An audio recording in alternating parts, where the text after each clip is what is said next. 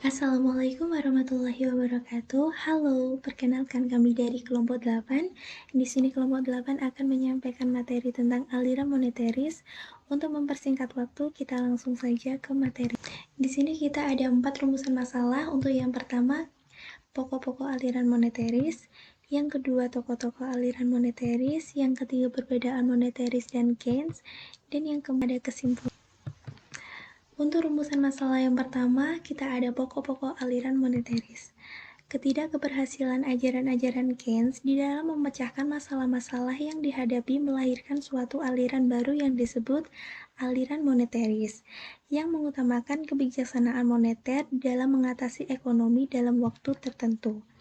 Penekanan ini, pokok pandangan moneteris terletak pada stok uang, sebagaimana dijelaskan Friedman dalam tulisannya yaitu A Theoretical Framework for Monetary Analysis pada tahun 1970.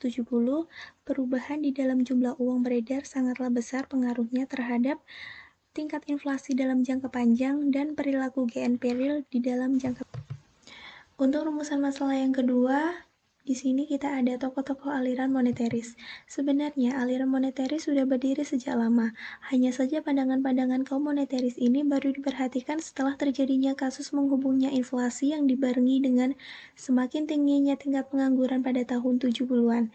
Tokoh utama aliran moneteris tidak diragukan lagi adalah Milton Friedman, profesor ekonomi dari University of Chicago.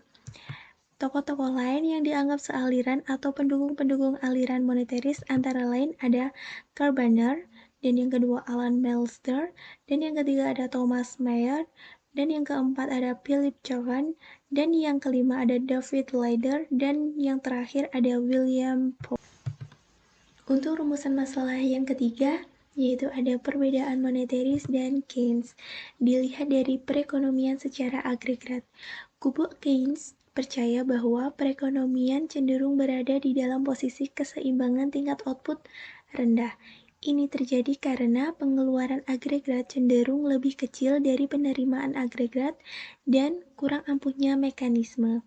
Kaum moneteris tidak percaya pada teori Keynes yang menyatakan kurang ampuhnya mekanisme korektif untuk membawa pasar kembali pada perekonomian cenderung berada pada keseimbangan tingkat output rendah disebabkan oleh posisi keseimbangan pemanfaatan sumber daya penuh. Dan yang kedua, dalam usaha meningkatkan laju pertumbuhan ekonomi di dalam mengatasi pengangguran. Untuk kubu Keynes lebih menyukai kebijaksanaan fiskal yang bersifat ekspansif, dan sebaliknya, kubu moneteris lebih menyukai kebijaksanaan moneter yang kontraktif. Untuk yang ketiga, penyebab terjadinya fluktuasi ekonomi. Keynes, fluktuasi ekonomi terjadi karena terjadinya perubahan di dalam faktor-faktor yang menentukan pendapatan nasional seperti pengeluaran pemerintah, investasi, dan konsumsi masyarakat.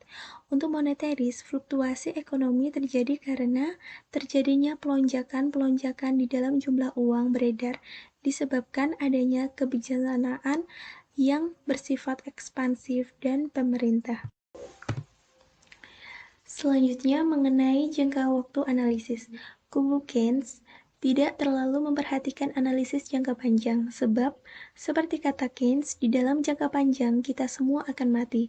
Sedangkan kubu moneteris yang diwakili Friedman, bagi Friedman dampak jangka panjang dari berbagai kebijaksanaan ekonomi harus diperhatikan untuk mengetahui kekuatan pasar. Dan yang terakhir, dilihat dari dalam menghadapi inflasi. Kubu Keynes menganggap inflasi terjadi karena pengeluaran agregat terlalu besar. Dengan demikian, kebijaksanaan yang ditawarkan kubu Keynes ialah dengan mengurangi jumlah pengeluaran agregat itu sendiri.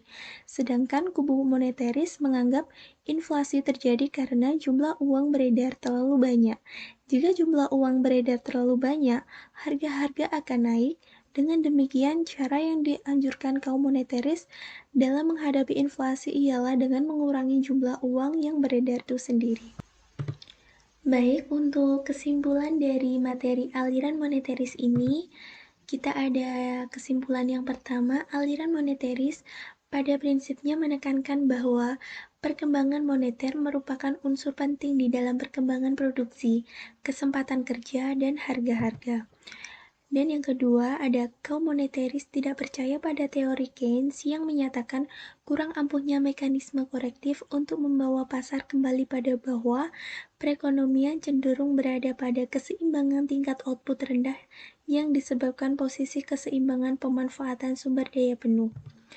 Dan yang terakhir, kaum Keynes percaya bahwa memang ada kaitan yang sangat erat antara jumlah uang beredar dengan fluktuasi ekonomi.